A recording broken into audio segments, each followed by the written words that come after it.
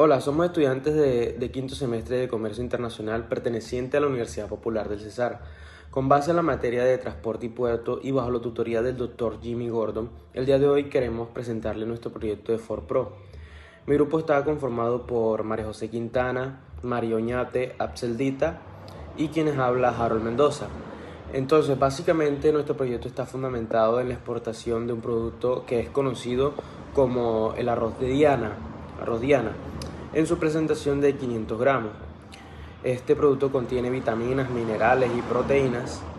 Y además de mostrar el diseño gráfico del Ford Pro, pues también queremos indicar la aplicación de los términos de negociación internacional conocidos como los Incoterms, los cuales son 11 términos divididos en 4 grupos y son los criterios utilizados en el comercio internacional para establecer la distribución de costos y además son los que delimitan la responsabilidad entre el comprador y entre el vendedor.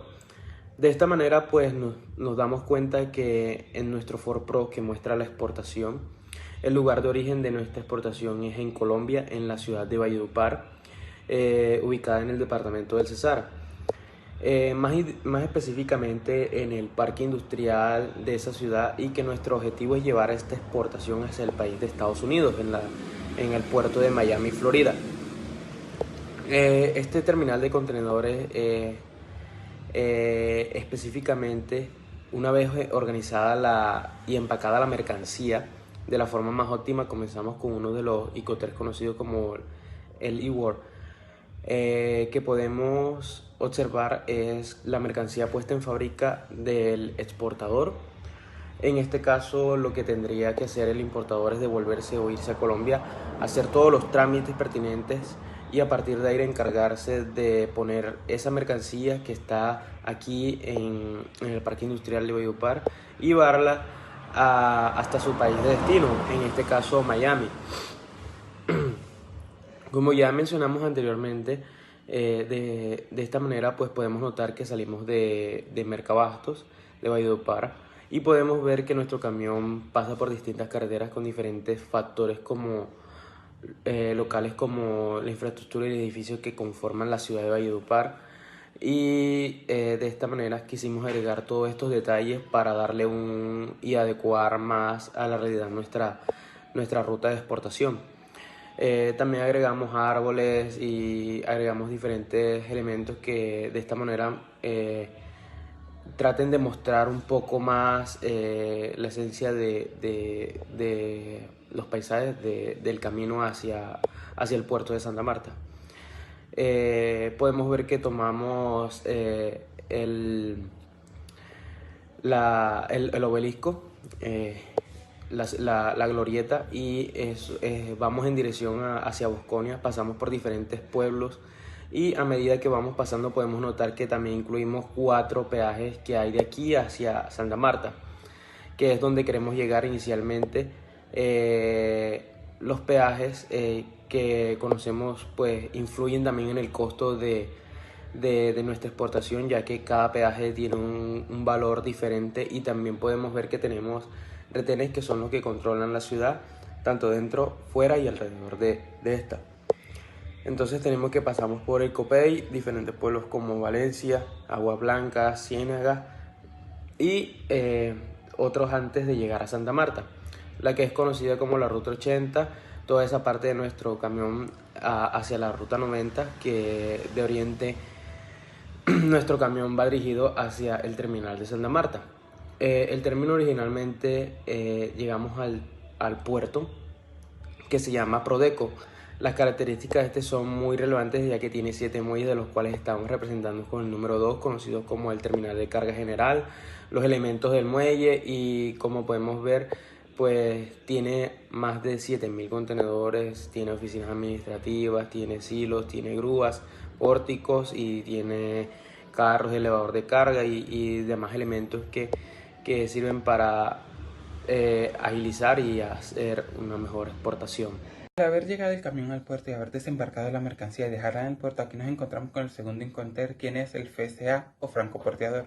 Este Incoterm es utilizado para cualquier modo de transporte, ya sea aéreo, marítimo o terrestre, donde el importador adquiere la mercancía en la zona primaria, es decir, el puerto pues donde fue dejada por el exportador. El exportador se encargaría ya de todos los procesos hasta el destino que va la mercancía, es decir, que la responsabilidad del exportador termina cuando deja la mercancía en la zona primaria, quien es el puerto. Aquí comienza la responsabilidad del importador dando los trámites de aduana, montándolas al transporte principal y llevándolas hacia el destino. También podemos aquí mismo encontrar nuestro siguiente inconter, que es el FAS, es decir, franco a bordo del buque. Este término de negociación se utiliza o puede ser utilizado en el transporte marítimo a diferencia de nuestro transporte anterior. Esto significa que el exportador entrega la mercancía al lado del buque donde se va a embarcar. No la sube, sino que la coloca al lado.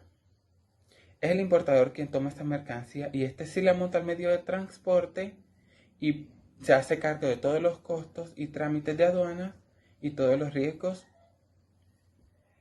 Ya el exportador aquí termina su responsabilidad. Seguimos con el foco, que es el franco a bordo. Este sí, a diferencia del FAS, este sí deja la mercancía a bordo del buque. Este se utiliza para el transporte marítimo.